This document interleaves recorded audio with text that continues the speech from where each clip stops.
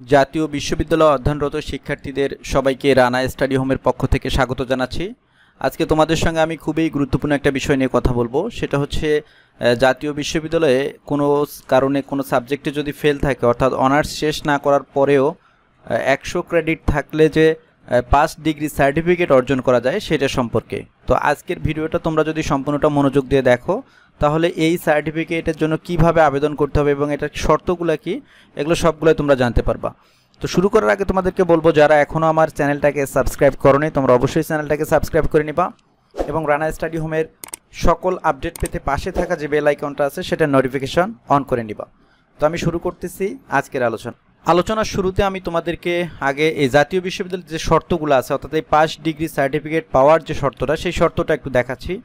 অর্থাৎ প্রথম, দ্বিতীয়, তৃতীয় বা চতুর্থ বর্ষে এফ গ্রেড পাওয়া কোর্সগুলো রেজিস্ট্রেশনের মেয়াদের শুরু থেকে 6 শিক্ষাবর্ষের মধ্যে অবশ্যই ডি বা উচ্চতর গ্রেডে উন্নীত করতে হবে।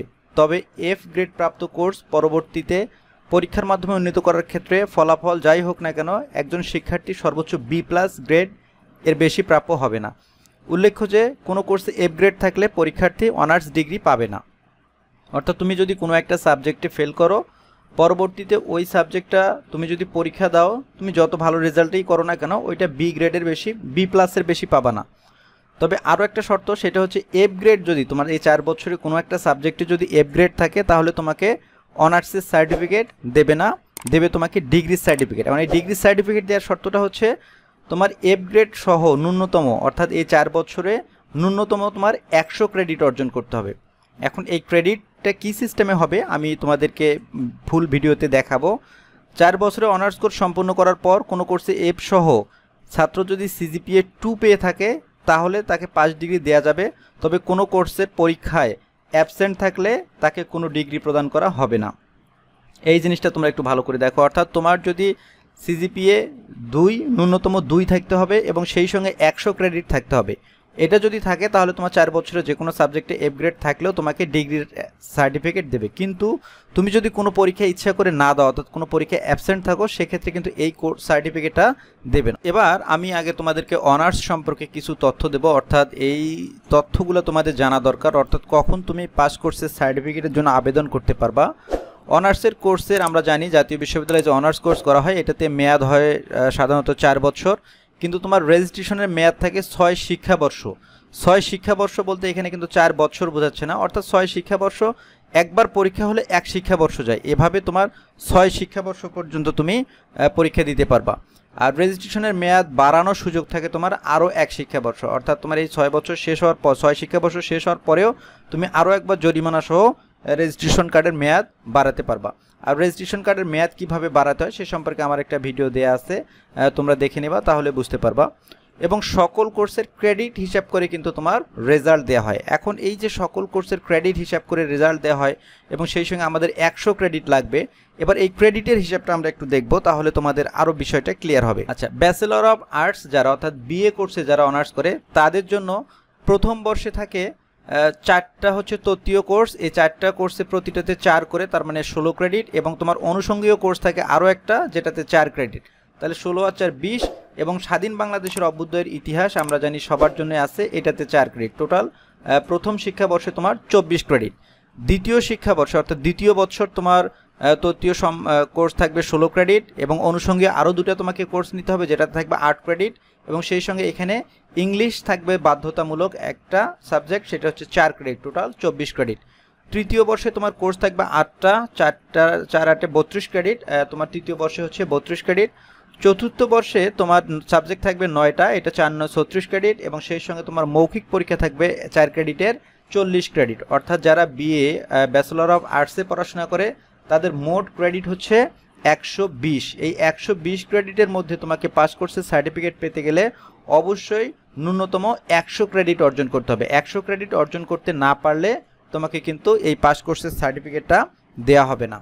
আর যারা ব্যাচেলর অফ সোশ্যাল সায়েন্স অর্থাৎ বিএসএসে পড়াশোনা করে, তাদের প্রথম বর্ষে তৃতীয় কোর্স আছে 4টা, অর্থাৎ 4 4 16, এবং সেই সঙ্গে অনুষঙ্গীয় কোর্স আছে একটা, এটাতে 4, এবং স্বাধীন বাংলাদেশের অভ্যুদয়ের ইতিহাস টোটাল 24 ক্রেডিট। দ্বিতীয় বর্ষেও 24 ক্রেডিট, এর জন্য 4টা অনুষঙ্গীয়, তৃতীয় কোর্স 16 ক্রেডিট, অনুষঙ্গীয় কোর্স আছে 2টা যার জন্য 8 ক্রেডিট। ইংরেজি বাধ্যতামূলক 4 ক্রেডিট, টোটাল হচ্ছে 24 ক্রেডিট। তৃতীয় বর্ষে 8টা কোর্স, 4 করে প্রতি ক্রেডিট, প্রতিটাতে 4 করে, 4 8 32 ক্রেডিট। চতুর্থ বর্ষে আছে 9টা কোর্স, 4 9 36 এবং সেই সঙ্গে মৌখিক পরীক্ষার জন্য আছে 4 ক্রেডিট, অর্থাৎ টোটাল 40 ক্রেডিট।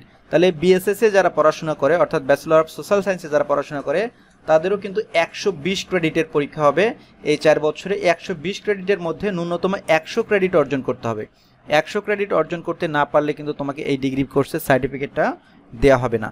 যারা ব্যাচেলর অফ বিজনেস অ্যাডমিনিস্ট্রেশন অর্থাৎ বিবিএতে পড়াশোনা করে, তাদেরটা হচ্ছে প্রথম বর্ষে 5টা, তৃতীয় কোর্স 5টা, 4 5 20 এবং স্বাধীন বাংলাদেশের অভ্যুদয়ের ইতিহাস, এই টোটাল 24 ক্রেডিট। দ্বিতীয় বর্ষে 7টা কোর্স থাকে, 4 7 28 ক্রেডিট। তৃতীয় বর্ষে কোর্স থাকে 8টা, প্রতিটা 4 ক্রেডিট করে, অর্থাৎ 32 ক্রেডিট। চতুর্থ বর্ষে কোর্স থাকবে 9টা, 4 9 36 এবং সেই সঙ্গে মৌখিক পরীক্ষার জন্য থাকবে 4 ক্রেডিট, টোটাল 40 ক্রেডিট। অর্থাৎ যারা বিবিএতে পড়াশোনা করে তাদের কিন্তু 124 ক্রেডিট। এই 124 ক্রেডিটের মধ্যে অর্জন করতে হবে মিনিমাম 100 ক্রেডিট। 100 ক্রেডিট অর্জন করতে না পারলে তাকে কোনো ধরনের পাস কোর্সের সার্টিফিকেট দেয়া হবে না। এবার ব্যাচেলর অফ সায়েন্সের যদি আমরা দেখি, ব্যাচেলর অফ সায়েন্সের কিন্তু একটু ভিন্ন, কারণ এদের 50 মার্কসের কিছু পরীক্ষা আছে, 75 মার্কসের পরীক্ষা আছে। তাহলে এদের টোটাল ক্রেডিট, অর্থাৎ প্রথম বর্ষে ক্রেডিট থাকে টোটাল 28 ক্রেডিট, তৃতীয় এবং ব্যবহারিক মিলে এবং সেই সঙ্গে স্বাধীন বাংলাদেশের অভ্যুদয়ের ইতিহাস মিলে টোটাল 28 ক্রেডিট। দ্বিতীয় বর্ষে টোটাল 28 ক্রেডিট, তৃতীয় বর্ষেও কিন্তু তাদের 32 ক্রেডিট এবং চতুর্থ বর্ষে তাদের থাকে 40 ক্রেডিট, অর্থাৎ টোটাল 128 ক্রেডিট। এই 128 ক্রেডিটের মধ্যে তাকে মিনিমাম 100 ক্রেডিট অর্জন করতে হবে। 100 ক্রেডিট অর্জন না করলে কিন্তু সে কোনোভাবে এই সার্টিফিকেটটা পাবে না, অর্থাৎ পাস কোর্সের সার্টিফিকেটটা পাবে না। এই ডিগ্রি পাস কোর্সের সার্টিফিকেট পাওয়ার শর্ত আছে 3টা। আমি শুরুতেই তোমাদের জাতীয় বিশ্ববিদ্যালয়ের যে সরাসরি নোটিশটা সেটা দেখাচ্ছিলাম, আমি এবার লিখে দিয়েছি। অর্থাৎ কোনো পরীক্ষায় তুমি যদি অনুপস্থিত থাকো তাহলে তোমাকে এই ডিগ্রি সার্টিফিকেট প্রদান করা হবে না। তোমাকে অবশ্যই সবগুলো পরীক্ষা দিতে হবে। একাধিক বিষয় ফেল থাকা সত্ত্বেও 4 শিক্ষাবর্ষে ন্যূনতম তোমাকে সিজিপিএ 2 পেতে হবে, অন্যথায় এই ডিগ্রি সার্টিফিকেটটা কিন্তু তোমাকে দেয়া হবে না। এবং সেই সঙ্গে 4 শিক্ষাবর্ষে ন্যূনতম তোমাকে 100 ক্রেডিট অর্জন করতে হবে। 100 ক্রেডিট অর্জন করতে না পারলেও কিন্তু তোমাকে এই সার্টিফিকেটটা প্রদান করা হবে না। এবং এই কোন কোর্সে কয়টা ফেল থাকলে ডিগ্রি সার্টিফিকেট তুমি পেতে পারো, যেমন বিএ যারা আছে তাদের 120 ক্রেডিট, আর তোমাকে ডিগ্রির জন্য প্রয়োজন 100 ক্রেডিট। তার মানে তুমি যদি এখানে 5টা সাবজেক্টে ফেল করো তারপরেও কিন্তু তুমি এই ডিগ্রি সার্টিফিকেট পেয়ে যাবে। অর্থাৎ এই 4 বছরে তোমার 4 শিক্ষাবর্ষে যদি তোমার 5টা সাবজেক্ট ফেল থাকে তারপরেও বিএতে যারা পড়াশোনা করে তারা কিন্তু এই পাস কোর্সের সার্টিফিকেট পাওয়ার যোগ্যতা অর্জন করবে।